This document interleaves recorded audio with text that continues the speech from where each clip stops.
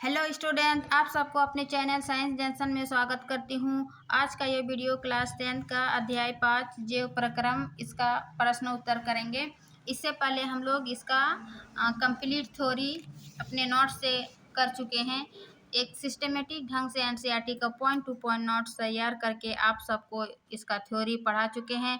यदि आप लोग थ्योरी को नहीं देखे हैं तो चैनल पर प्लेलिस्ट बना हुआ है, आप लोग चैनल पर जाके थ्योरी का कर लीजिए। उसके बाद क्वेश्चन आंसर देखेंगे आज का, चाहे क्वेश्चन आंसर उसका बीच का हो या अभ्यास का, हम सभी का एक वन शॉट वीडियो में देखेंगे इसका प्रश्न उत्तर।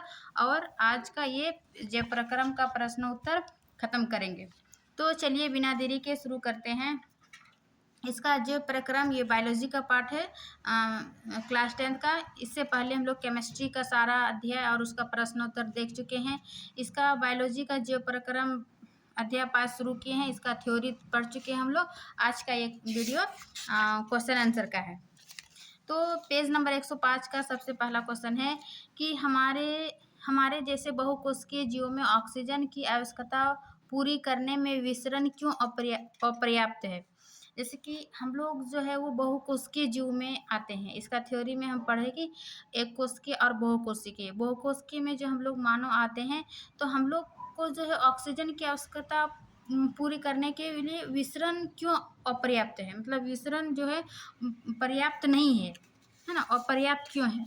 तो इसका आंसर होगा ये नहीं, क्योंकि हम जानते हैं कि बहुकोशिकीय जीवों में जो है वो सभी कोशिकाएं अपने आसपास के पर्यावरण के सीधे संपर्क में नहीं रह सकते। यानी कि जितने भी बहुकोशिकीय जीव है वो अपने आसपास के पर्यावरण के जो है वो सीधे संपर्क में नहीं रहता है।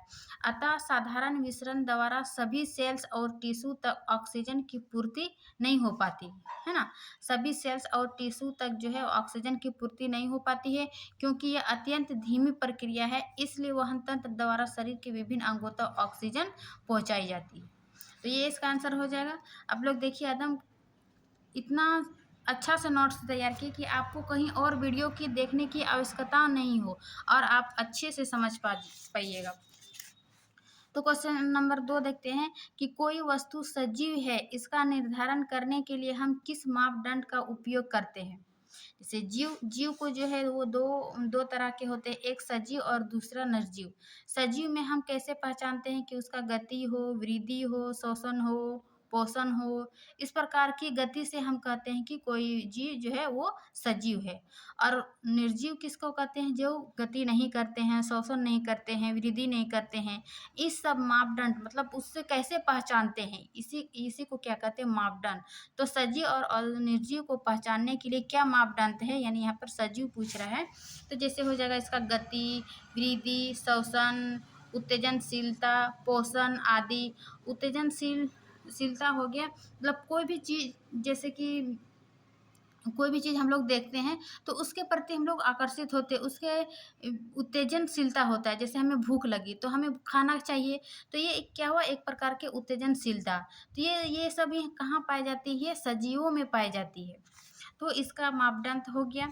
फिर एक क्वेश्चन नंबर तीसरा कि किसी जीव द्वारा किन कच्ची सामग्रियों का उपयोग किया जाता है। मतलब कोई भी जीव है, जीव का मापदंड, सजीव का मापदंड हम लोग देख चुके हैं, गति, वृद्धि, श्वसन, पोषण आदि। अब उसका बोल रहा है कि किसी जीव द्वारा किन कच्ची सामग्रियों का उपयोग किया जाता है। तो इसका आंसर होगा कि जो भी जीव है वो कच्ची सामग्री का उपयोग क्या करता है, खाद्य पदार्थ। खाद्य पदार्थ में क्या होता है, कार्बन आधारित, यानी कि यह जीवों के लिए ऊर्जा प्राप्त करने के लिए क्या है, आवश्यक है। यदि हम पोषण करते हैं, जो भी जैसे सजीव के लिए क्या आवश्यक है, पोषण। तो वो पोषण जो हम कहते हैं खाद्य पदार्थ के रूप में, तो वो हमारे शरीर को जो है वो ऊर्जा प्राप्त करता है ना। प्राप्त करने के लिए हम लोग भोजन करते हैं, तो ये जीवों के लिए ऊर्जा प्राप्त करने के लिए। फिर है दूसरा, ऑक्सीजन श्वसन तथा एटीपी के रूप में जो है वो ऊर्जा प्राप्त करने के लिए। यानी जब हम श्वसन क्रिया करते हैं, ये सभी हम कंप्लीट थ्योरी में बता चुके हैं कि श्वसन के दौरान क्या होता है, एटीपी कब बनता है, कहाँ बनता है। तो जब हम श्वास लेते हैं, ऑक्सीजन अंदर करते हैं, उस दौरान जो है वो एटीपी के रूप में जो है हमें ऊर्जा प्राप्त होता है। ऊर्जा प्राप्त करने के लिए हमें श्वसन लेना पड़ता है। फिर है तीसरा, जल भोजन के लिए, जल भोजन के पाचन तथा शरीर के अंदर अन्य कार्यों के लिए क्या है, वो हमें कच्ची सामग्री के रूप में उपयोग किया जाता है। फिर है चौथा, कार्बन डाइऑक्साइड पौधों में प्रकाश संश्लेषण का एक आवश्यक घटक है। हाँ, जब प्रकाश संश्लेषण की क्रिया होती है तो वातावरण से कार्बन डाइऑक्साइड लेता है, तो वो प्रकाश संश्लेषण के लिए कार्बन डाइऑक्साइड का एक आवश्यक घटक है। तो कुछ तीसरा था। अब क्वेश्चन नंबर चौथा है कि जीवन के अनुरक्षण के लिए आप किन प्रक्रमों को आवश्यक मानेंगे। जीवन के अनुरक्षण मीन्स हम बताए थे थ्योरी क्लास में कि अनुरक्षण मीन्स हमें जीवित रखने के लिए क्या क्या आवश्यक है, किन प्रक्रमों की आवश्यक मानेंगे, वो है अनुरक्षण। जैसे कि एक सजीव को जीवित रहने के लिए क्या क्या उसका आवश्यक है, तो इसका आंसर हो जाएगा पोषण, श्वसन, परिवहन, उत्सर्जन, वृद्धि आदि। ये सभी क्या है, वो हमारे शरीर का घटक है, यानी ये सब हमारे शरीर में क्रिया होती है। तो ये सजीव को जीवित रखने के लिए ये सामग्री जो है वो आवश्यक है। तो ये पेज नंबर 105 में 4 क्वेश्चन था, ये कंप्लीट है। अब आगे पेज में देखते हैं। बीच में क्या है, थ्योरी दिया हुआ और क्वेश्चन आंसर दिया हुआ। थ्योरी तो हम पढ़ा चुके हैं, क्वेश्चन आंसर सोचे एक साथ एक जगह इकट्ठा करके देंगे तो आपको इधर उधर खोजने की आवश्यकता ना हो और आप अच्छे से एक प्रॉपर ढंग से एनसीईआरटी का सिस्टमेटिक ढंग से आप नोट्स बना पाइएगा। इसीलिए हम पहले थ्योरी पढ़ाते हैं, उसके बाद उसका कंप्लीट क्वेश्चन आंसर लेकर आते हैं। तो 111 का पेज नंबर 111 का है एक नंबर, कि स्वपोषी पोषण तथा विषम पोषी पोषण में क्या अंतर है। देखिए, पोषण में हम बताए थे कि पोषण जो है वो 2 प्रकार के होते हैं, एक है स्वपोषी, दूसरा है विषम पोषी। तो स्वपोषी क्या होता है, इसका उदाहरण दिए थे कि हरे पौधे, है ना, हरे पौधे। यह पोषण हरे पौधे में पाया जाता है जो भोजन के निर्माण के लिए अकार्बनिक पदार्थों का उपयोग करते हैं, इसलिए हरे पौधे को जो है वो स्वपोषी जीव कहते हैं। वही दूसरा है विषमपोषी में, कि इसमें जंतुओं को अपने कार्बन तथा ऊर्जा की आवश्यकता के लिए पौधों तथा अन्य जीवों पर निर्भर रहना पड़ता है। इसका उदाहरण हो जाएगा शाकाहारी, मांसाहारी, मृतजीवी आदि। जैसे कि हम लोग, जैसे मनुष्य हुआ और अन्य जीव जंतु, हम क्या करते हैं, दूसरे पेड़ पौधे पर निर्भर रहते हैं, तो हम क्या हो गए, विषमपोषी, और पौधा जो है वो समपोषी हो गया। तो ये दोनों में मुख्य अंतर था। अब आगे अंतर है दूसरा पॉइंट, कि इस पोषण में यानी स्वपोषण में कार्बन डाइऑक्साइड, जल, क्लोरोफिल तथा सूर्य के प्रकाश द्वारा कार्बनिक पदार्थ कार्बोहाइड्रेट का निर्माण होता है। इस प्रक्रिया को क्या कहते हैं, प्रकाश संश्लेषण। इसका एक अभिक्रिया बताए थे थ्योरी क्लास में, कि वातावरण से कार्बन डाइऑक्साइड लेता है, जड़ द्वारा जल को अवशोषित करके पत्ती में जो क्लोरोफिल पाई जाती है और सूर्य के प्रकाश की उपस्थिति में ये क्या करते हैं, ये कार्बोहाइड्रेट का निर्माण करते हैं, है ना। इस प्रक्रिया को ही प्रकाश संश्लेषण कहते हैं। तो ये था दूसरा पॉइंट। विषम पोषी में क्या होता है कि विषम पोषी पोषण में ये प्रक्रिया नहीं होती, क्योंकि हमें पौधे पर डिपेंड है, दूसरे पर डिपेंड है, इसलिए विषम पोषी हुए। और इसका तीसरा पॉइंट है कि यह पोषण हरे पौधे तथा साइनोबैक्टीरिया में होता है। स्वपोषी का उदाहरण हो जाएगा हरे पौधे और दूसरा है साइनोबैक्टीरिया। विषमपोषी में है कि यह पोषण जो है प्रायः सभी जंतुओं, मानव, परजीवी, फंगस आदि में होते हैं। इसका उदाहरण हो जाएगा विषमपोषी का, स्वपोषी का हरे पौधे और साइनोबैक्टीरिया। अब इसका दूसरा क्वेश्चन है कि प्रकाश संश्लेषण के लिए आवश्यक कच्ची सामग्री पौधा कहाँ से प्राप्त करते हैं, यानी कि प्रकाश संश्लेषण के लिए जो उसको चाहिए वो कहाँ से प्राप्त करते हैं कच्ची सामग्री। तो इसका देखिए, प्रकाश संश्लेषण में हम थ्योरी क्लास में बताए थे कि जब पौधे वातावरण से कार्बन डाइऑक्साइड तथा जल ग्रहण करते हैं और सूर्य के प्रकाश तथा क्लोरोफिल की उपस्थिति में कार्बोहाइड्रेट में बदल दिए जाते हैं, इस प्रक्रिया को क्या कहते हैं, प्रकाश संश्लेषण कहा जाता है। इसके लिए हम अभिक्रिया बताए थे जो कि बहुत इंपॉर्टेंट, हम आपको टिक भी किए थे कि वातावरण से क्या लिए, कार्बन डाइऑक्साइड और जल, और पत्ती के क्लोरोफिल, सूर्य के प्रकाश की उपस्थिति में ये क्या बना, ग्लूकोज बना, यानी कार्बोहाइड्रेट C6H12O6, और ऑक्सीजन गैस रिलीज होता है और जल। तो ये प्रकाश संश्लेषण के लिए क्रिया है। लेकिन बोल रहा है प्रकाश संश्लेषण के लिए कच्ची सामग्री पौधा कहाँ से प्राप्त करते हैं? तो इसके लिए 4 आवश्यक कच्ची सामग्री है। नंबर 1 कि सूर्य के प्रकाश नहीं हो तो वो प्रकाश संश्लेषण की क्रिया नहीं होगा, इसीलिए इसका कच्ची सामग्री के रूप में एक होता है सूर्य के प्रकाश। दूसरा है क्लोरोफिल, हरे पौधे में जो क्लोरोप्लास्ट में होता है, जिसमें क्लोरोफिल मौजूद होता है, यानी कि हरी पत्तियों में क्या होता है? क्लोरोप्लास्ट। उन क्लोरोप्लास्ट में क्या होता है? क्लोरोफिल मौजूद होता है। उसी के उपस्थिति में क्या करता है? यह प्रकाश संश्लेषण की क्रिया होता है। और तीसरा है कार्बन डाइऑक्साइड, जो कि कार्बन डाइऑक्साइड कहाँ से प्राप्त होता है? वातावरण से ग्रहण करते हैं। और चौथा है जल। जल कहाँ से प्राप्त होता है? कि पौधों के जड़ों द्वारा मिट्टी से जल का अवशोषण करते हैं। तो ये थी 4 पॉइंट जो कि प्रकाश संश्लेषण के लिए 4 आवश्यक कच्ची सामग्री थी। और तीसरा है कि हमारे आमाशय में अम्ल की भूमिका क्या है ना? हमारे आमाशय में जो अम्ल पाए जाते हैं उसका क्या भूमिका है हमारे भोजन में? तो इसका आंसर हो जाएगा, हमारे आमाशय में जो है अम्ल की निम्नलिखित भूमिका है। नंबर 1 कि आमाशय में जो HCl अम्ल की भूमिका, आमाशय रस को क्या करता है? ये अम्लीय बनाता है ना? आमाशय, चूंकि आमाशय में HCl अम्ल है तो ये आमाशय रस को क्या करता है? अम्लीय बनाता है, क्योंकि एंजाइम पेप्सिन जो है वो केवल अम्लीय माध्यम में ही प्रभावशाली ढंग से प्रोटीनों का पाचन करता है। मीन्स जितना भी प्रोटीन है, प्रोटीन जो उसको पाचन करता है वो पेप्सिन नामक एंजाइम, तो ये अम्लीय माध्यम में ही क्रियाशील होता है ना? प्रभावशाली ढंग से कार्य करता है, इसीलिए HCl का ही अम्ल का मध्य जो हमारे आमाशय में अम्ल है ये इसके लिए आवश्यक है, इसकी भूमिका है। दूसरा पॉइंट है कि अम्ल कार्य यह भी है कि ये भोजन में मौजूद जो है वो हानिकारक बैक्टीरिया को मारता है, जीवाणु को मारता है। अम्ल का पहला कार्य देख लिए कि ये प्रोटीन प्रभावशाली ढंग से प्रोटीन का पाचन कर सकता है। दूसरा है कि जो भी हमारे अंदर हानिकारक बैक्टीरिया आता है उसको क्या करता है? ये मारने का कार्य करता है। तीसरा है कि यह अधपचे भोजन का किण्वन नहीं होने देता है। मीन्स जो हमारे भोजन में नहीं पचते हैं उसका किण्वन नहीं होने देता है, मीन्स उसको सड़ने से बचाता है ना? ये अम्लीय माध्यम। चौथा है पाचक एंजाइम का क्या कार्य है? पाचक एंजाइम जो हमारे आमाशय में भी पाया जाता है उसका क्या कार्य है? तो पाचक एंजाइम जो है वो अघुलनशील जटिल कार्बनिक अणुओं को क्या करता है? सरल घुलनशील अणुओं में परिवर्तित कर देता है। मतलब कि जो भी हम खाते हैं वो एक जटिल कार्बनिक अणु होता है। जटिल कार्बनिक जैसे, तो उसको छोटा छोटा टुकड़ों में करता है, यानी सरल कार्बनिक अणुओं में तोड़ने का कार्य कौन करता है? ये पाचक एंजाइम। ये ऐसा क्यों करता है?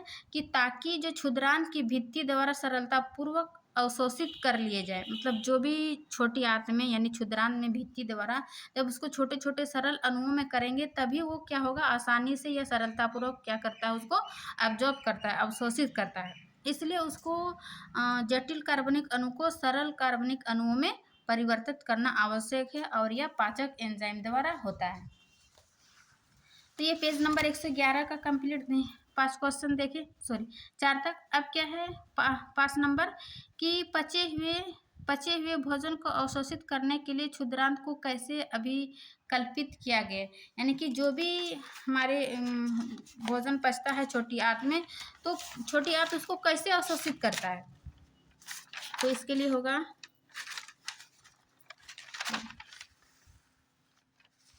5 नंबर है ना, पचे हुए भोजन को अवशोषित करने के लिए क्षुद्रांत कैसे अवशोषित करता है? 1 मिनट।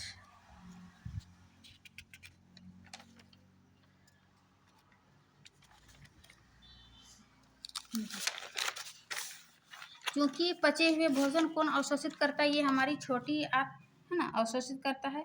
छोटी आंत में क्या होता है? एक दीर्घरोम यानी भिलाई नामक स्ट्रक्चर होता है, अंगुली जैसे संरचना होती है छोटी आंत में, तो इसी को क्या कहते हैं? दीर्घरोम।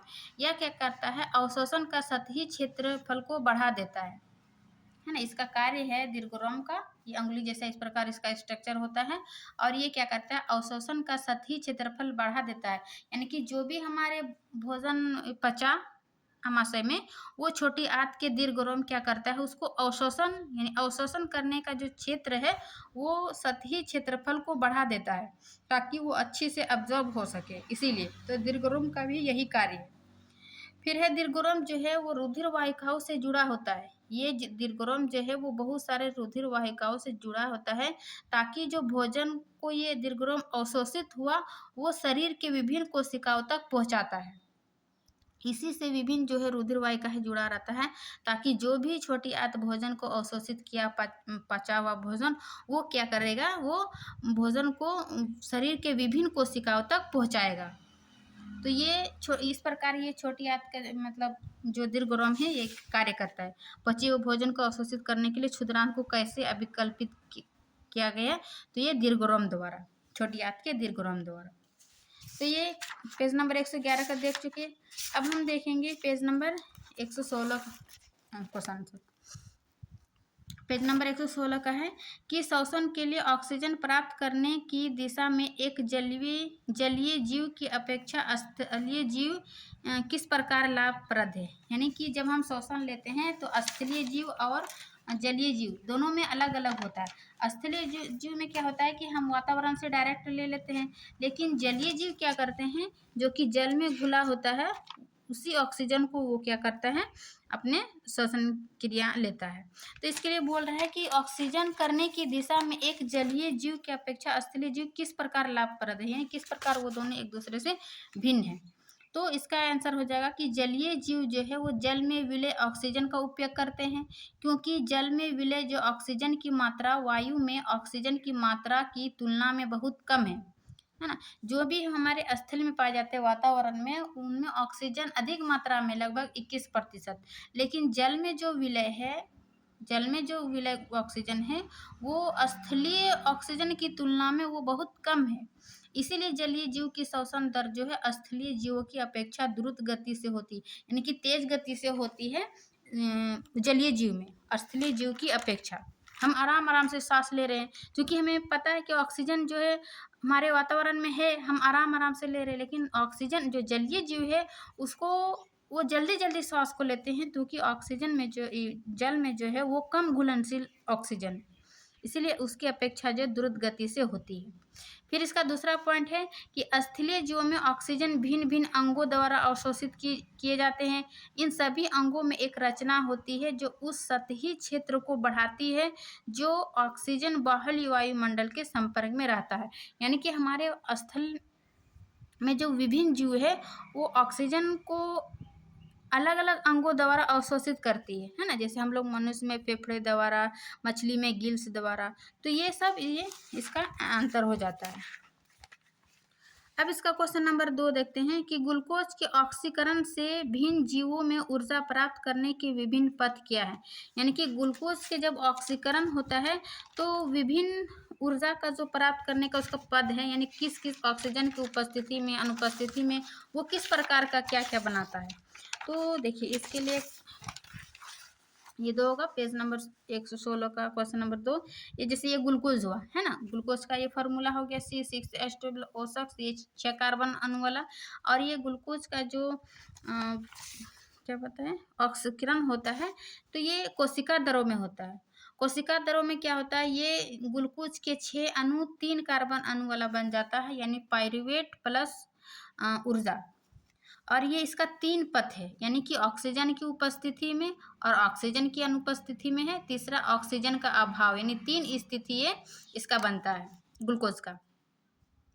एक है ऑक्सीजन की उपस्थिति में, ऑक्सीजन की उपस्थिति में ये क्या बनता है, कार्बन डाइऑक्साइड जल प्लस ऊर्जा। और ये कहाँ होता है, माइटोकॉन्ड्रिया में। ये भी याद रखिएगा कि ऑक्सीजन की उपस्थिति में ग्लूकोज कहाँ टूटता है, तो ये माइटोकॉन्ड्रिया में ऑक्सीकरण होता है। और ये कभी कभी ऑब्जेक्टिव टाइप में पूछ दिया जाता है ना, माइटोकॉन्ड्रिया में। फिर है ऑक्सीजन की अनुपस्थिति में क्या बनता है, glucose ethanol plus carbon dioxide plus ऊर्जा। जैसे इसका एग्जांपल याद रखिएगा, ईस्ट यानी ईस्ट किण्वन में वो क्या होता है, ऑक्सीजन की अनुपस्थिति में होता है। फिर है तीसरा ऑक्सीजन का अभाव, मीन्स ऑक्सीजन की जहाँ पर कमी होती है वहाँ पर क्या बनता है ग्लूकोज, ये लैक्टिक अम्ल प्लस ऊर्जा हाँ, जैसे कि हमारी मांसपेशियों में जब हम बहुत दौड़ते हैं या फिर व्यायाम करते हैं, तो वहाँ पर क्या होता है, ऑक्सीजन की कमी हो जाती है और हमें लैक्टिक अम्ल प्लस ऊर्जा का निर्माण होता है, जो कि हमारी मांसपेशियों में दर्द है या जैसे यहाँ पे लिखे कि अचानक किसी क्रिया के करने से हमारी पेशी में लैक्टिक एसिड का निर्माण होना क्रैम्प का कारण हो सकता है। ये क्रैम्प है। लेकिन ये 3 स्थिति है, ग्लूकोज के ऊपर 3 पथ है, ये ऑक्सीजन की उपस्थिति में, ऑक्सीजन की अनुपस्थिति में, ऑक्सीजन का अभाव में क्या-क्या बनता है और कहाँ पर होती है, ये याद रखना है। तो ये क्वेश्चन नंबर 2 था। क्वेश्चन नंबर 3 है कि मनुष्य में ऑक्सीजन तथा कार्बन डाइऑक्साइड का परिवहन कैसे होता है ना? जब हम ऑक्सीजन लेते हैं और कार्बन डाइऑक्साइड छोड़ते हैं, तो उसका परिवहन कैसे होता है? तो ये आपको लिखना है, तो इसका आंसर हो जाएगा कि फुसफुस के अंदर जो भी क्वेश्चन नंबर कितना है सर 3 नंबर ऑक्सीजन का जो है वो परिवहन हमारे मानव शरीर के फुसफुस कोशिकाओं की रुधिर वाहिकाओं में आरबीसी होते हैं। फुसफुस कोशिका यानी हमारे फेफड़े में जो कोशिकाएं पाई जाती है वो रुधिर वाहिकाओं में आरबीसी होते हैं, जिसमें मौजूद हीमोग्लोबिन जो होता है वो ऑक्सीजन से संयुक्त होकर ऑक्सी हीमोग्लोबिन बनाता है तथा सभी ऊतकों एवं अंगों तक पहुंचा जाती है। जबकि कार्बन डाइऑक्साइड का परिवहन जो है वो ऑक्सीजन की अपेक्षा कार्बन डाइऑक्साइड जल में अधिक विलय है, इसलिए ऊतकों से जो है वो फुसफुस तक परिवहन हमारे रुधिर यानी प्लाज्मा में जो विलय अवस्था है, विलय अवस्था में होता है। तो ये इसका एक्सप्लेन था। फिर है 4 नंबर कि गैसों के विनिमय के लिए मानव फुसफुस में अधिकतम क्षेत्रफल को कैसे अभिकल्पित करते हैं, यानी कि गैसों के विनिमय यानी आदान प्रदान के लिए जो है वो मानव फुसफुस में अधिकतम क्षेत्रफल को कैसे अभिकल्पित किया है। तो इसके लिए आंसर होगा कि फुसफुस के अंदर जो है वो मार्ग छोटी छोटी नलिकाओं में जो है विभाजित हो जाता है और अंत में गुब्बारे जैसी रचना में अंकुरित हो जाता है। इसका आप लोग चित्र देख सकते हैं, ये है ना, ये बहुत सारे क्या है फुसफुस के अंदर छोटी छोटी मार्ग है और ये फुसफुस नलिकाओं में विभाजित हो जाता है और अंत में क्या है, ये गुब्बारे जैसे रचना में अंकुरित होता है, मतलब बदल जाता है और इसी को क्या कहते हैं, कुपिका, है ना, कुपिका कहते हैं। और ये कुपिका का जो है ये एक सतह उपलब्ध कराती है जिसमें गैसों का विनिमय होता है। जब ऑक्सीजन अंदर जाती है तो ये फूलता है, कार्बन डाइऑक्साइड बाहर निकलता है तो ये सिकुड़ता है, ये गुब्बारे जैसे रचना होती है। यहाँ पर भी वही बोल रहा है कि फुसफुस के अंदर जो है मार्ग छोटी छोटी नलिकाओं में विभाजित हो जाता है और अंत में गुब्बारे जैसे रचना में अंकुरित हो जाता है, जिसको क्या कहते हैं, कुपिका कहते हैं। और कुपिका एक सतह उपलब्ध कराती है जिससे गैसों का विनिमय हो सकता है। यदि कुपिकाओं की सतह को फैला दिया जाए तो लगभग 80 से 100 वर्ग मीटर क्षेत्रफल ढक लेगी। इस तरह हमारे फुसफुस गैसों को विनिमय के लिए अधिकतम क्षेत्रफल बनाती है ना। तो ये इसका आंसर हो गया।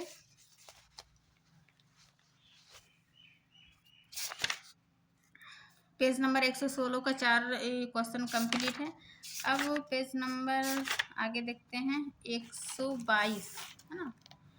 पेज नंबर 122 का क्वेश्चन है कि मानव में वहन तंत्र के घटक कौन से हैं, इन घटकों के क्या कार्य है।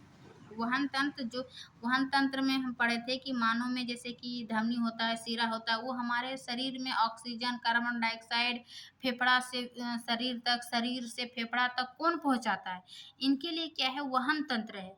तो वही पूछ रहा है कि ये वहन तंत्र इसका कौन कौन से घटक है ना। तो इसका आंसर हो जाएगा कि मानव में वहन तंत्र के घटक है, मानव में जो वहन तंत्र के घटक है हृदय, रुधिर वाहिकाएं और रुधिर, जो इनके कार्य इस प्रकार है। यानी कि वहन तंत्र के घटक हो गया हृदय, दूसरा है रुधिर वाहिकाएं और रुधिर वाहिका है और हृदय। तो सबसे पहले हृदय क्या करता है, यह एक पंप की तरह कार्य करता है ना। ऑक्सीजन लेना, कार्बन डाइऑक्साइड छोड़ना, ये एक एकदम बिल्कुल पंप की तरह कार्य करता है। फिर है दूसरा रुधिर वाहिकाएं, ब्लड वेसल, ये क्या करता है, रुधिर वाहिका में धमनी और सिरा, और एक है तीसरा केशिकाएं होती है। धमनी का क्या कार्य है, यह हृदय से शरीर के सभी अंगों तक क्या करता है, ऑक्सीजन युक्त रक्त ले जाती है। धमनी का क्या कार्य है कि हृदय से शरीर के सभी अंगों तक ऑक्सीजन युक्त रक्त को ले जाती है। वही शिरा जो है विभिन्न अंगों से हाँ हृदय तक वापस डीऑक्सीजनेट यानी रक्त शुद्धिकरण के लिए ले जाती है।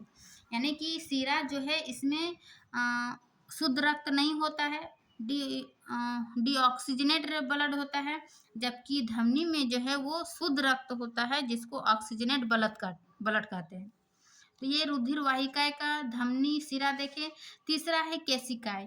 केशिकाएं है जिसको कैपिलरी कहते हैं। ये क्या है कि धमनी छोटी छोटी वाहिकाओं में विभाजित हो जाती है जिसको केशिकाएं कहते हैं। रुधिर एवं आसपास की सेल के मध्य जो पदार्थों का विनिमय होता है। केशिका किसको बोलते हैं कि धमनी की छोटी छोटी वाहिकाओं में विभाजित हो जाते हैं जिसे केशिकाएं कहते हैं।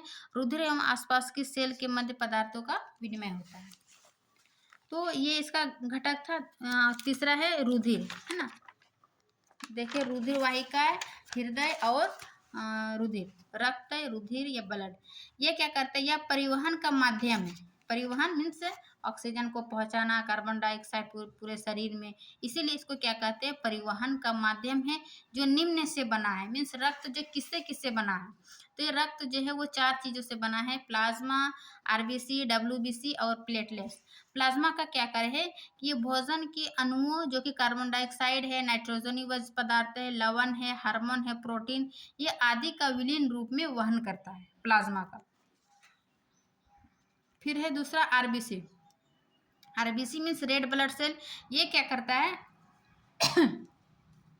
इसमें हीमोग्लोबिन होता है आरबीसी में जो ऑक्सीजन को ले जाती है ना। आरबीसी क्या करता है, ऑक्सीजन का वहन करती है, ऑक्सीजन को ले जाती है। डब्ल्यूबीसी का क्या कार्य है कि डब्ल्यूबीसी यानी व्हाइट ब्लड सेल, ये संक्रमण से लड़ने में सहायता करता है और यह शरीर में आए जितने भी रोगाणु को मारकर शरीर को स्वस्थ रखता है। यानी जो भी हमारे शरीर में हानिकारक बैक्टीरिया आता है वो कौन मारता है, डब्ल्यूबीसी। चौथा है प्लेटलेट्स। प्लेटलेट्स क्या करता है, ये रक्त स्राव के स्थान पर रुधिर का थक्का बनाकर मार्ग अवरुद्ध करता है। ये क्या करता है, रक्त को थक्का बनाता है ना, ताकि वो जो है वो मार्ग अवरुद्ध हो जाए और हमें रक्त स्राव अत्यधिक ना हो। तो ये प्लेटलेट्स का कार्य था। तो इस प्रकार हम देखें कि मानव में वहन तंत्र के कौन कौन से घटक है। एक है देखिए हृदय, दूसरा है रक्त और तीसरा रक्तवाहिका। दूसरा है कि स्तनधारी तथा पक्षियों में जो है ऑक्सीजनित तथा विऑक्सीजनित रुधिर को अलग करना क्यों आवश्यक है।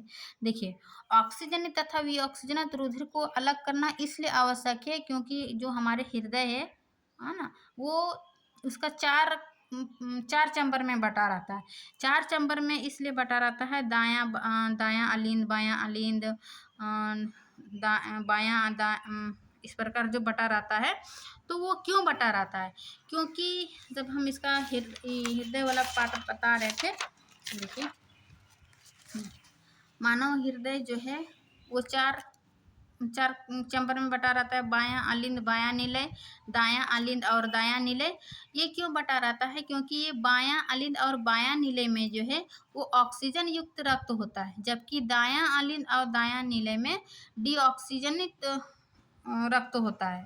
तो इसको अंतर करने के लिए, है ना, इसी को हम यहाँ पर लिखिए कि हृदय का दायां और बायां बंटवारा ऑक्सीजनित तथा विऑक्सीजनित रुधिर को मिलने से रोकता है ना। ऑक्सीजनेट ब्लड और डीऑक्सीजनेट ब्लड को उसको रोकने के लिए ये क्या होता है, चैम्बर बना होता है, 4 चैम्बर। तो रुधिर पक्षियों का उसको अलग करना क्यों आवश्यक है, इसीलिए ताकि वो तथा शरीर को जो है वो उच्च दक्षता पूर्ण ऑक्सीजन की पूर्ति करता है, क्योंकि पक्षी और स्तनधारी जंतुओं को जो है वो अपने शरीर का तापक्रम बनाए रखने के लिए निरंतर उच्च ऊर्जा की आवश्यकता होती है, जिसके लिए यह बहुत लाभदायक होता है। इसीलिए जो हमारा हृदय है वो दायां वो बायां में बंटवारा होता है, ताकि वो ऑक्सीजनित तथा विऑक्सीजनित रुधिर को मिलने से रोकता है। फिर है तीसरा कि उच्च संगठित पादप में वहन तंत्र के घटक क्या है। देखिए जैसे हमारे शरीर में देखिए कि वहन तंत्र के कौन सा घटक है, रक्तवाहिकाएं और हृदय। उसी प्रकार पौधे में भी क्या है, वो वहन तंत्र होता है। तो उनके लिए क्या वहन तंत्र है, तो इसका आंसर हो जाएगा 3 का। ये देखिए, उच्च संगठित पादप में वहन तंत्र के घटक क्या है, यानी किस माध्यम से वो जल पहुंचाता है, भोजन पहुंचाता है। तो पौधों में परिवहन, पादपों में परिवहन में क्या होता है, पादप में जल का परिवहन और पादप में भोजन का परिवहन दो तरह से होता है। जल का परिवहन कौन करता है, ये जाइलम ऊतक द्वारा, और दूसरा है वाष्पोर्जन द्वारा। और भोजन का परिवहन जो है वो फ्लोएम ऊतक द्वारा होता है। जाइलम ऊतक क्या करता है, पेड़ों के जड़ों द्वारा लगातार जाइलम के माध्यम से जल ऊपर की ओर धकेला जाता है और पौधों को विभिन्न भागों तक पहुंचाता है। यानी जल क्या करता है, जाइलम का क्या कार्य है कि वो जड़ से लगातार जल को ऊपर की ओर धकेला जाता है, ताकि पौधे का जो विभिन्न भाग में पानी पहुंचाना होता है तो वो पहुंच जाता है। जैसे इस प्रकार, ये देखिए, ये पौधे के जाइलम द्वारा जड़ से क्या करता है, जल को खींचकर ऊपर धकेलता है, ताकि पौधे के जो विभिन्न भागों तक पहुंच सके। और दूसरा है जलवाष्प के माध्यम से, यानी कि जो भी अतिरिक्त जल है वो जलवाष्प के यानी वाष्पीकरण द्वारा क्या होता है, वो एक्स्ट्रा जल को वो वाष्पीकरण के माध्यम से जल वाष्पित हो जाता है। तो ये जाइलम द्वारा हुआ। दूसरा वाष्पोर्जन द्वारा देखिए कि वाष्पोर्जन जल के अवशोषण एवं जड़ से पत्तियों तक जल की हानि वाष्पोर्जन कहलाती है, और यह उसमें विलय खनिज लवणों के ऊपरी मुखी गति में सहायक है। इसका दूसरा है पादपों में भोजन। पादपों में भोजन किसके द्वारा होता है, फ्लोएम के द्वारा।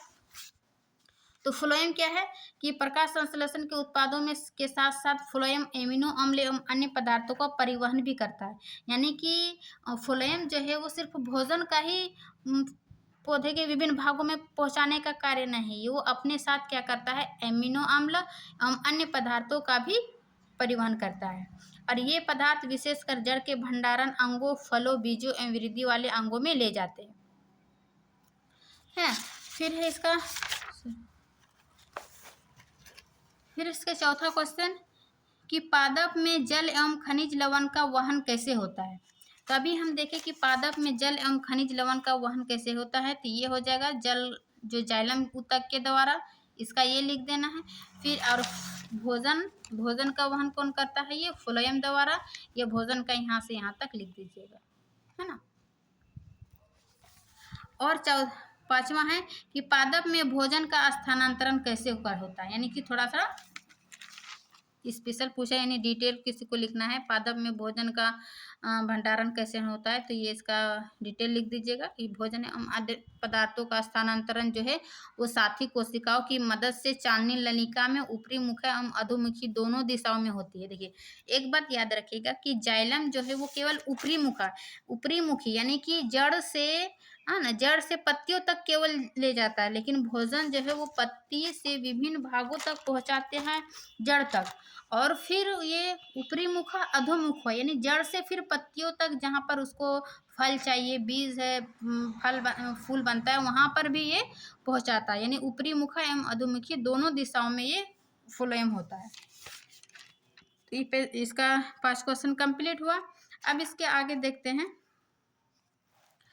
देखिए, इतना जो बता रही है बीच का ही क्वेश्चन था अभी तक, अध्याय के बीच में। अब हम इसके बाद फिर अभ्यास में आएंगे। क्वेश्चन 1 है कि वृक्काणु यानी नेफ्रॉन की रचना तथा क्रिया विधि का वर्णन कीजिए। यानी नेफ्रॉन, देखिए सबसे पहले इस फिगर में देखिए नेफ्रॉन का किस प्रकार स्ट्रक्चर होता है। ये एक वृक्काणु की रचना है, यानी नेफ्रॉन की स्ट्रक्चर है। इसी रचना को आपको एक्सप्लेन करना है, और इसका क्या कार्य है उसको मैंने क्रिया विधि लिखी, इसका क्या कार्य है, इसका स्ट्रक्चर क्या है। तो जो स्ट्रक्चर आप यहाँ पे देख रहे हैं हम उसी को एक्सप्लेन किए हैं। तो देखिए,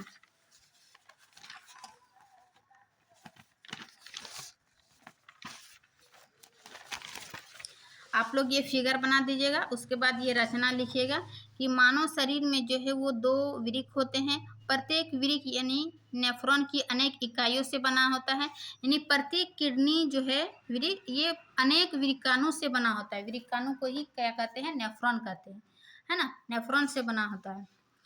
नेफ्रॉन वृक्क की क्रियात्मक इकाई है, इसीलिए नेफ्रॉन को क्या कहेंगे, वृक्क की क्रियात्मक इकाई, क्योंकि बहुत सारे नेफ्रॉन मिलकर ही वृक्क यानी किडनी बनता है, इसीलिए इसका क्रियात्मक इकाई हो गया।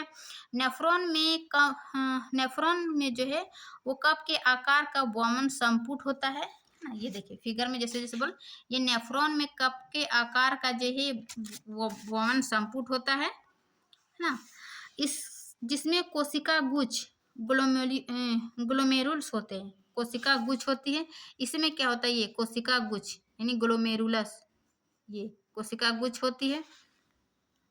यह रुधिर वाहिकाओं का एक गुच्छा होता है। ये जो कोशिका गुच्छ है इसमें क्या है, रुधिर वाहिकाओं का गुच्छा होता है जो एफेरेंट कोशिकाओं द्वारा बने होते हैं। एफेरेंट धमनियां जो है अशुद्ध रक्त नेफ्रॉन तक लाते हैं। कप के आकार का वोमन संपुट विरिकाणु के नलिकाकार भाग का निर्माण करती है। ये देखिए कप का आकार का, फिर ये क्या करते हैं, विरिकाणु का नलिकाकार भाग का निर्माण करता है। और ये जो नलिकाकार भाग है ये संग्राहक वाहिनी यानी कि कलेक्टिव डक्ट से जुड़ा होता है। ये जो संरचना है इसी को एक्सप्लेन कीजिए इसका संरचना में। अब इसका कार्य क्रिया विधि में हम देखेंगे। एक देखें कि ये किडनी के संरचनात्मक क्रियात्मक इकाई है ये नेफ्रॉन, इसमें वमन का संपुट होता है। इन वमन संपुट में एक क्या होता है, कोशिका गुच्छ होता है जिसको ग्लोमेरुलस कहते हैं। और ये ग्लोमेरुलस क्या करता है, विरिकाणु का नलिकाकार भाग बनाता है और ये संग्राहक वाहिनी से जुटा होता है।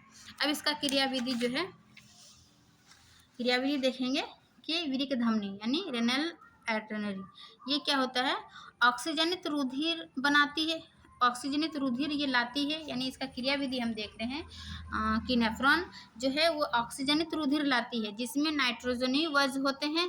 मूत्र वोमन संपुट में स्थित कोशिका गुच्छ में फिल्टर होकर कुंडली के आकार में नेफ्रॉन के नलिकाकार भाग में पहुंचता है।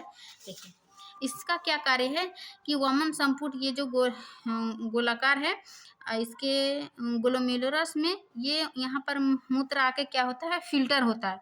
फिल्टर होने के बाद कहाँ पर जाता है, ये विरिकाणु नलिकाकार भाग में।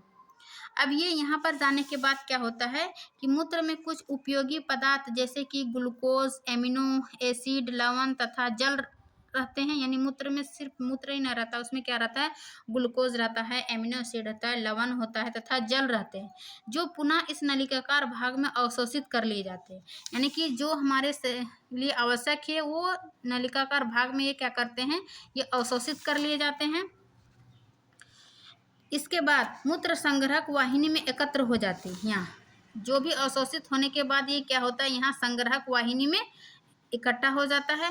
अतः प्रत्येक वृक्क में जो बनने वाला मूत्र एक लंबी नलिकाकार मूत्रवाहिनी में प्रवेश करता है जो वृक्क को मूत्राशय से जोड़ती है। इसका कार्य क्रियाविधि देखें, ये संग्राहक वाहिनी में जमा हुआ, उसके बाद ये कहाँ जाता है, देखिए ये किडनी का वो नेफ्रॉन का कार्य देखिए। उसके बाद ये कहाँ जाता है, मूत्रवाहिनी के माध्यम से ये मूत्राशय में है ना, मूत्राशय में स्टोर होता है और ये समय समय पर मूत्र मार्ग द्वारा ये बाहर निकल आता है। तो इस प्रकार इसका नेफ्रॉन का रचना देखिए, उसका क्रियाविधि देखिए। अब है दूसरा कि उत्सर्जी पादप से छुटकारा पाने के लिए पादप किन विधियों का उपयोग करते हैं। यानी कि पादप जो है वो उत्सर्जी उत्पाद से छुटकारा पाने के लिए पादप किन विधियों का उपयोग करते हैं। तो इसके लिए कुछ पॉइंट है, जैसे कि उत्सर्जी उत्पाद से छुटकारा पाने के लिए पादप निम्न विधियों का उपयोग करते हैं। नंबर 1 कि प्रकाश संश्लेषण में ऑक्सीजन उत्पाद के रूप में तथा कार्बन डाइऑक्साइड श्वसन क्रिया में रंध्रों द्वारा निष्कासित किए जाते हैं, है ना, कि जो प्रकाश संश्लेषण द्वारा जो ऑक्सीजन बना वो उत्पाद के रूप में तथा कार्बन डाइऑक्साइड श्वसन क्रिया में रंध्रों द्वारा निष्कासित किए जाते हैं।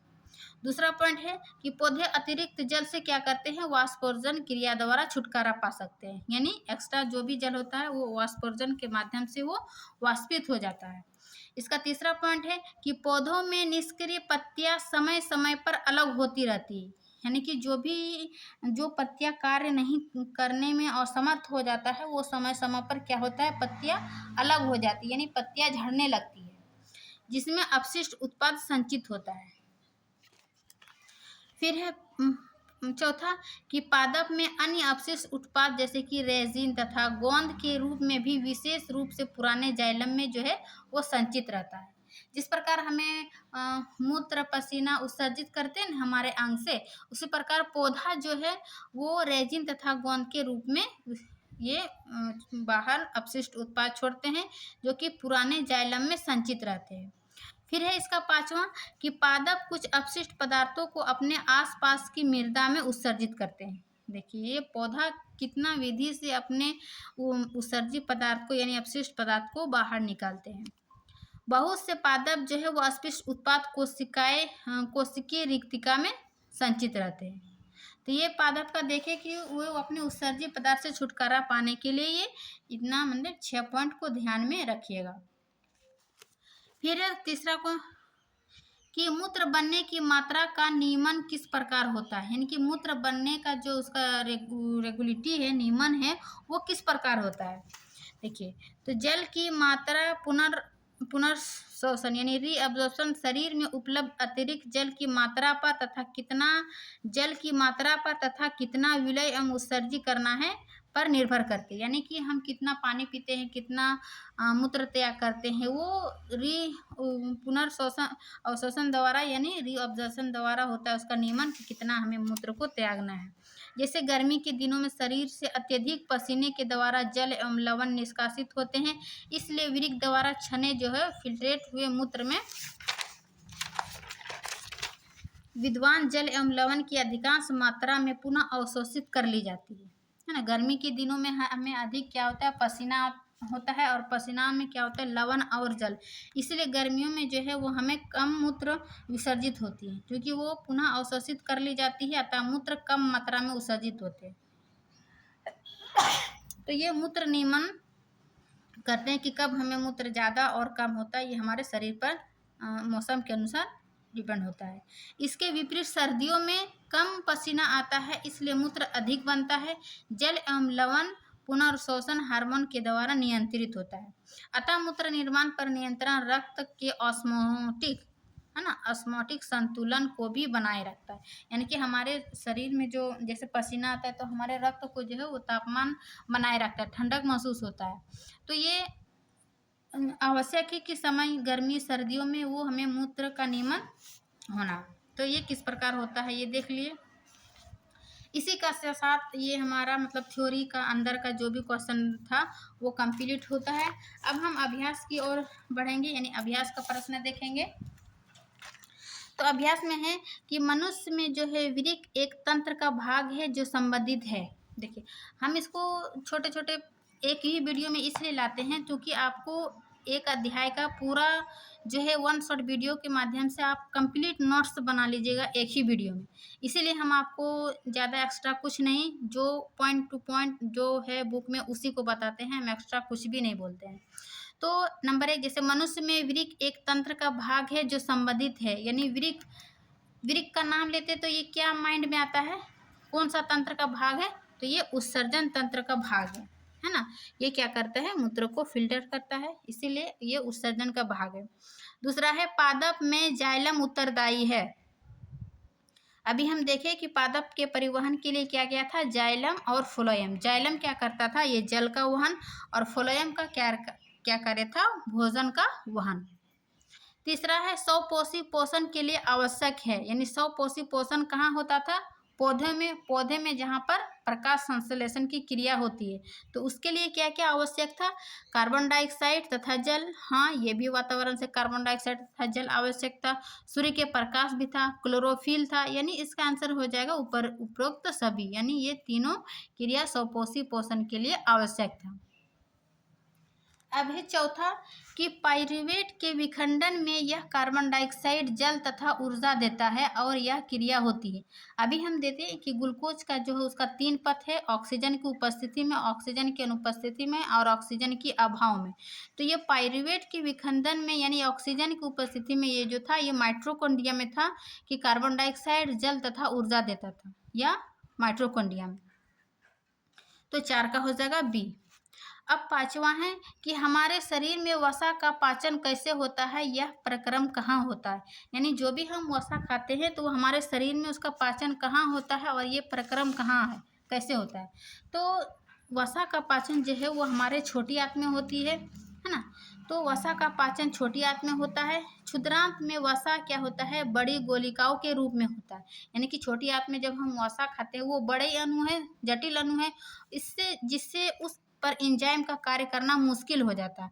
इसीलिए सरल मतलब जटिल कार्बनिक पदार्थ को उसको सरल कार्बनिक पदार्थ में तोड़ना आवश्यक होता है। तो इसके लिए जो है वो लीवर द्वारा स्रावित पित्त लवण, जो लीवर से स्रावित होता है पित्तरस, वो पित्त लवण उन्हें छोटी गोलिकाओं में खंडित कर देता है, जिससे एंजाइम की क्रियाशीलता जो है वो बढ़ जाती है। इसलिए यह इमल्सीकरण क्रिया कहलाती है। इमल्सीकरण क्या करता है, लीवर द्वारा स्रावित जो पित्त रस है वो क्या करता है, बड़ी बड़ी गोलिकाओं को उन्हें छोटी छोटी गोलिकाओं में चेंज करता है, यानी वसा का इमल्सीकरण करता है, तभी वसा का पाचन हो पाएगा।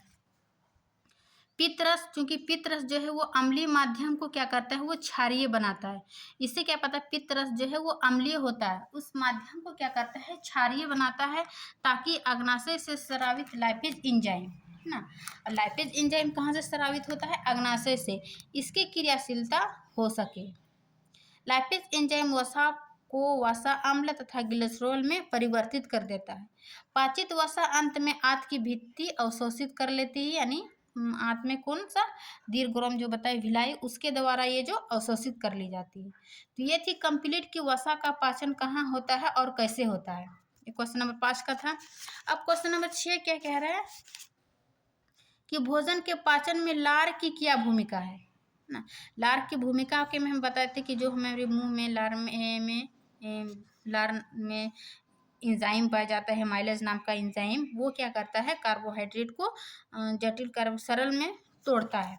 तो ये कैसे, लार की क्या भूमिका है, तो इसका हो जाएगा कि लार जो है वो भोजन को गीला करता है। देखिए हमारे जीभ में जब हम कुछ खाते हैं, जैसे रोटी खाते हैं, उसको धीरे धीरे चबाइए, तब आपको लार का पता चलेगा। वो क्या करता है, भोजन, रोटी तो हम सूखा खाते हैं, लेकिन वो लार जो है धीरे धीरे चबाने से क्या होता है, उसको गीला कर देता है, जिससे निगलने में आसानी होती है। तो ये लार का एक कार्य देखें।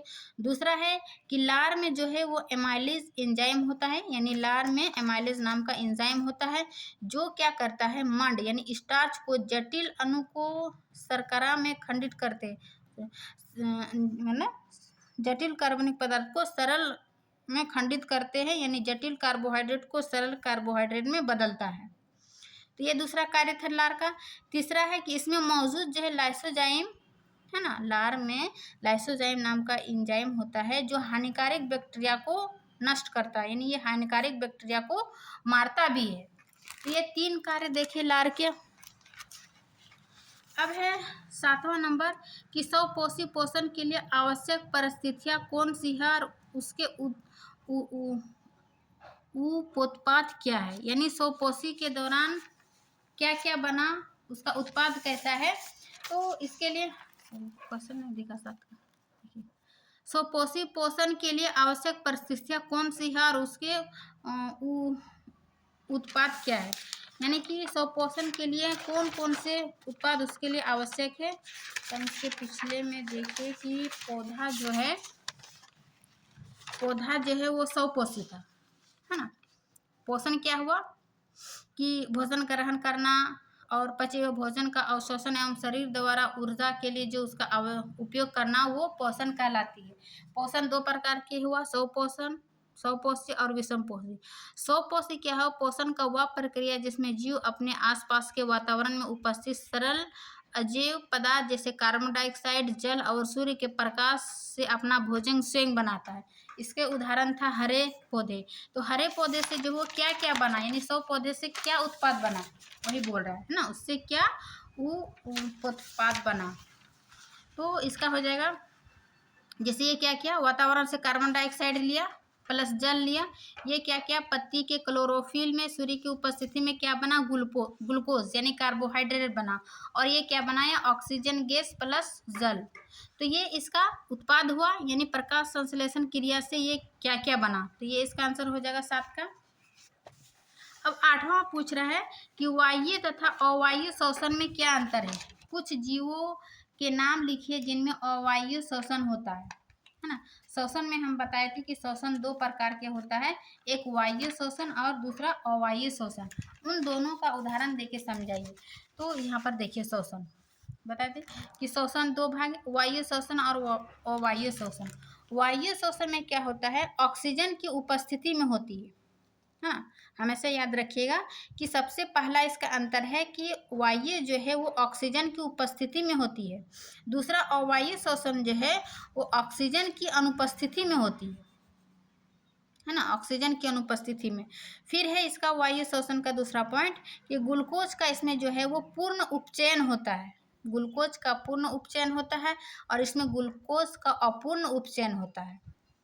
जैसे कि इसका ऑक्सीजन, कार्बन डाइऑक्साइड, जल और ऊर्जा मुक्त होती है, इसमें जो है वो एथेनॉल यानी लैक्टिक एसिड, कार्बन डाइऑक्साइड और ऊर्जा मुक्त होती है।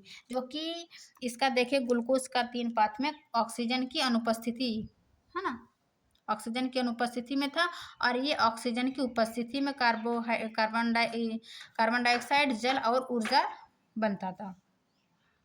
फिर इसका तीसरा अंतर है कि यह कोशिका द्रव वो माइटोकॉन्ड्रिया में होता है वायु श्वसन, जबकि अवायु श्वसन जो है वो केवल कोशिका द्रव में होता है ना।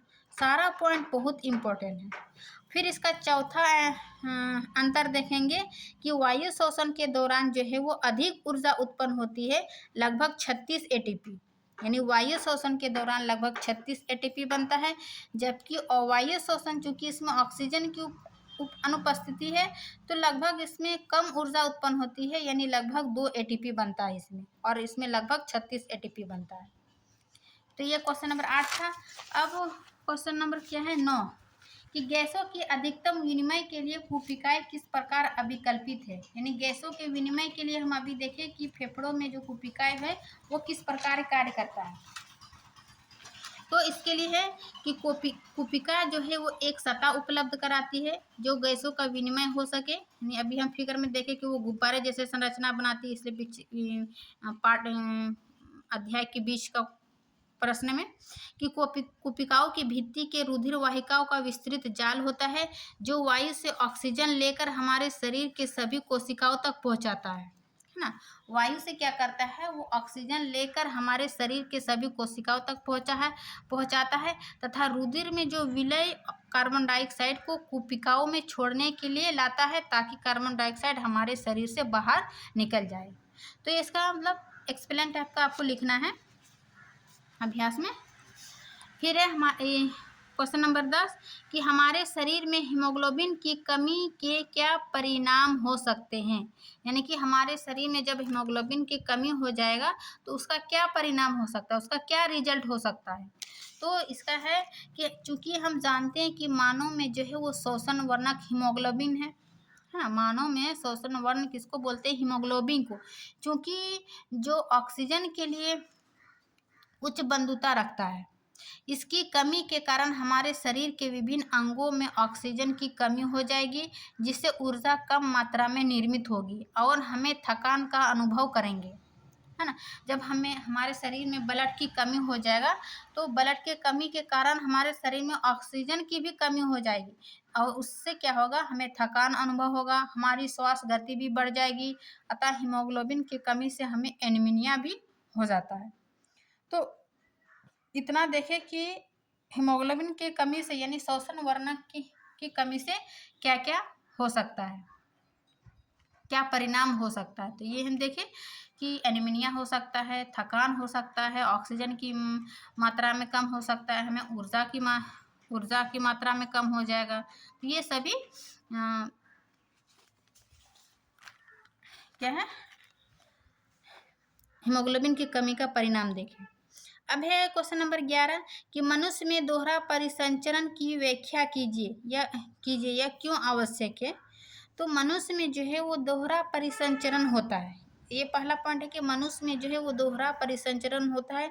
क्यों, क्योंकि इसमें जो है हमारा मानव में वो हृदय जो है वो 4 कक्ष में बटे होते हैं, लेकिन जो जैसे कि यहाँ देखिए मनुष्य के परिसंचरण तंत्र जो है दोहरा परिसंचरण तंत्र कहते हैं। क्यों कहते हैं? इसलिए कहते हैं क्योंकि प्रत्येक चक्र में जो है वो रुधिर 2 बार हृदय में ले जाती है ना। एक देखिए दायां अलिंद बायां अलिंद, ये क्या करते हैं, एक बार ऑक्सीजनित युक्त ब्लड को ले जाता है और दूसरा बार डीऑक्सीजनित ब्लड को यानी कार्बन डाइऑक्साइड वाला रक्त को ले जाता है। तो इस प्रकार जो है वो प्रत्येक चक्र में रुधिर 2 बार हृदय में ले जाती है। हृदय का दायां और बायां बंटवारा ऑक्सीजनित तथा विऑक्सीजनित रुधिर को मिलने से रोकता है। क्योंकि हमारे शरीर में उच्च ऊर्जा की आवश्यकता होती है जिसके लिए उच्च दक्षता पूर्ण ऑक्सीजन जरूरी होता है, अतः शरीर का तापक्रम बनाए रखने तथा निरंतर ऊर्जा की पूर्ति के लिए यह परिसंचरण लाभदायक होता है। हम देखें कि मनुष्य में जो है वो दोहरा परिसंचरण होता है। क्यों होता है? क्योंकि वो 2 बार हृदय में जाती है, एक बार ऑक्सीजनित ब्लड को लेकर, दूसरा बार विऑक्सीजनित ब्लड को मिलकर, और ये रुधिर को मिलने से रोकता है। इसीलिए हमारा हृदय जो है वो 4 कक्ष में बटा होता है और ये 2 बार हृदय में जाती है, इसलिए इसको दोहरा परिसंचरण तंत्र कहते हैं। ये क्वेश्चन नंबर 11 था। अब 12 है कि जाइलम तथा फ्लोएम में पदार्थों का वहन में क्या अंतर है। अभी हम देखें कि पादपों में जो है वहन जाइलम और फ्लोएम के माध्यम से होता है, लेकिन इन दोनों में अंतर पूछ रहा है। जाइलम और फ्लोएम तो हम देख चुके कि जाइलम के माध्यम से जल का वहन होता है, फ्लोएम के माध्यम से भोजन का वहन होता है। लेकिन इसका मुख्य अंतर है जो इसको पॉइंट करके इस प्रकार लिखिएगा।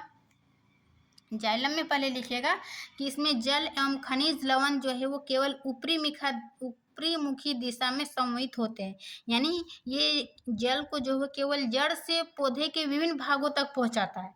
लेकिन फ्लोएम जो है क्योंकि इसमें भोजन एमिनो एसिड का संवहन दोनों दिशाओं में ऊपरी मुखी तथा अधोमुखी दोनों दिशाओं में ये फ्लोएम का वहन होता है। फिर है इसका दूसरा पॉइंट कि इसमें जल तथा लवण का संवहन दाब तथा वाष्पोर्जन कर्षण द्वारा होता है। और इसका फ्लोएम में इसमें एटीपी यानी ऊर्जा का प्रयोग होता है। फिर इसका तीसरा अंतर है कि जाइलम ऊतक में पदार्थों का परिवहन वाहिनिकाओं तथा वाहिकाओं द्वारा होता है जो मृत ऊतक है। जाइलम ऊतक में पदार्थों का परिवहन वाहिनिकाओं तथा वाहिकाओं द्वारा होता है जो मृत ऊतक है। फिर फ्लोएम का तीसरा पॉइंट है कि फ्लोएम में पदार्थ का परिवहन जालनी नलिका यानी कॉम्पेनियन सेल द्वारा संलग्न साथी सेल ट्यूब की सहायता से होता है जो जैव कोशिकाएं है। ये जाइलम ऊतक का परिवहन जो वाहिनिकाओं तथा वाहिकाओं द्वारा होता है जो मृत ऊतक है, याद रखिएगा। और फ्लोएम जो है चालनी नलिका और साथी कोशिकाएं से होती है जो कि ये जीवित सेल है। तो ये मुख्य अंतर था जाइलम तथा फ्लोएम में। अब इसका लास्ट क्वेश्चन देखते हैं, क्वेश्चन नंबर 13 देख चुके हैं। 13 क्या है कि फुसफुस में कुपिकाओं की तथा वृक्क में वृक्काणु यानी नेफ्रॉन की रचना तथा क्रियाविधि की तुलना कीजिए। अभी हम देखें वृक्क की रचना और उसकी क्रियाविधि। फुसफुस में क्या पाया जाता है? कुपिका। तो इसकी रचना और क्रियाविधि ये दोनों में क्या अंतर है ये बताना है। तो हम अंतर करके इस प्रकार लिखिए। वैसे तो थ्योरी में बताए, अभी भी बताए, लेकिन इसको मुख्य अंतर जब भी पूछेगा ना तो आप इस प्रकार पॉइंट बना के लिखिएगा ताकि उसका क्लियर जो है उसका अंतर पता हो सके कि कुपिकाएं क्या है, वृक्काणु क्या है। देखिए जैसे कि अभी यहाँ देखिए कुपिका में क्या होता है पॉइंट नंबर 1 में कि यह फुसफुस की संरचनात्मक एवं क्रियात्मक इकाई है। ये पता चल गया कि फुसफुस की जो संरचनात्मक एवं क्रियात्मक इकाई जो है वो कुपिका है, जबकि वृक्काणु जो है वृक्क की संरचनात्मक तथा क्रियात्मक इकाई है वृक्काणु या फिर इसी को नेफ्रॉन कहते हैं। ये दोनों मुख्य अंतर हो गया। अब दूसरा पॉइंट है कि कुपिका द्वारा वायु का आदान प्रदान होता है ना। कुपिका द्वारा वायु का आदान प्रदान होता है जबकि वृक्काणु द्वारा रक्त का आदान प्रदान होता है। दूसरा पॉइंट कितना बड़ा देखें। फिर है तीसरा कि यह रक्त से ऑक्सीजन अलग करता है तथा शरीर से बाहर निकालता है। कुपिका क्या करता है? ये रक्त से ऑक्सीजन को अलग करता है तथा शरीर से बाहर निकालता है। यानी कि जब हम ऑक्सीजन लेते हैं कार्बन डाइऑक्साइड शरीर से बाहर निकलता है, तो ये कूपिका का कार्य थे। और विरिकाणु का क्या है, इसमें नाइट्रोजनी वज पदार्थ जैसे कि यूरिया या यूरिक अम्ल विरिकाणु में रुधिर से अलग कर लिए जाते हैं। फिर इसका चौथा पॉइंट, कूपिकाएं गैसों के विनिमय के लिए बड़ी सतही क्षेत्रफल उपलब्ध कराती है। इसका चौथा है कि कुंडली के आकार का नेफ्रॉन फिल्टर करने के लिए अधिक सतही क्षेत्रफल प्रदान करता है। इसका हम थ्योरी क्लास में बहुत अच्छे से पढ़ाए हैं फिगर के साथ। फिर इसका पांचवा पॉइंट कि कूपिकाओं के भित्ति में रुधिर वाहिकाओं का विस्तृत जाल होता है। कूपिकाओं के भित्ति में जो है वो रुधिर वाहिकाओं का विस्तृत जाल होता है, जबकि नेफ्रॉन में इसमें पतली भित्ति वाली रुधिर कोशिकाओं का गुच्छ होता है, जो नलिका के रूप में कप के आकार में सिरे के अंदर होता है, जो छने हुए मूत्र को एकत्र करता है। इसका जब हम स्ट्रक्चर देख रहे तो हम बताए थे तो वॉमन कैप्सूल के बाद संपुट के बाद ये नलिकाकार स्ट्रक्चर बनाता है और ये संग्राहक से जुटा होता है ना। ये वाला फिगर जो बताया संग्राहक वाहिनी से जुड़ा होता है। तो ये थी अभ्यास का कंप्लीट प्रश्न उत्तर, और इसका हम अध्याय का बीच का भी पूरा प्रश्न उत्तर देखे। तो आपको इस प्रकार का यूट्यूब में वन शॉट वीडियो, आपको वीडियो तो बहुत मिलेगा, लेकिन हम अपने बोले एनसीईआरटी का पॉइंट टू पॉइंट नोट्स तैयार करके आपको पढ़ाते हैं, ताकि आपको समझने में आसानी हो और आपको एक जगह क्वेश्चन आंसर यानी थ्योरी एक बार देख लिए, थ्योरी हो मिल गया, उसके बाद हम क्वेश्चन आंसर लेके आते हैं ताकि आपको थ्योरी पढ़ने के बाद क्वेश्चन आंसर बढ़ाने में आसानी हो। तो आशा करती हूँ कि ये वीडियो आपके लिए काफ़ी हेल्पफुल होगा और वीडियो आप लोग को पसंद आया होगा। लोग वीडियो को लाइक एंड सब्सक्राइब कीजिए और अपने दोस्तों के साथ भी शेयर कीजिए। यह वीडियो आप क्लास 10th में हो, चाहे आप बीपीएससी टीआरई 4 का तैयारी कर रहे हो, चाहे आप एस्टेट का कर रहे हो, चाहे आप किसी भी टीचिंग एग्जाम की तैयारी कर रहे हैं, तो ये आपके लिए काफ़ी हेल्पफुल होगा। क्योंकि कभी कभी क्या होता है कि एग्ज़ाम में ये प्रश्न जो होता है, इसका बीच का प्रश्न या फिर अभ्यास का प्रश्न हूबहू इसी को ले लिया जाता है, बस इसका लैंग्वेज चेंज करता है, लेकिन इसका ऑप्शन उल्टा पुल्टा करके इसी टाइप से क्वेश्चन दे दिया जाता है। तो इसीलिए आपको एनसीईआरटी थ्योरी प्लस क्वेश्चन करना बहुत ही ज़रूरी है यदि आप कंपटीशन के एग्ज़ाम की तैयारी कर रहे हैं। तो चलिए मिलते हैं नेक्स्ट क्लास में। आपका ये क्लास 10 का बायोलॉजी था, हम इसके आगे पढ़ेंगे जो प्रक्रम के बाद नियंत्रण एवं समन्वय ना, नियंत्रण एवं समन्वय। तो मिलते हैं नेक्स्ट क्लास में, तब तक के लिए थैंक यू।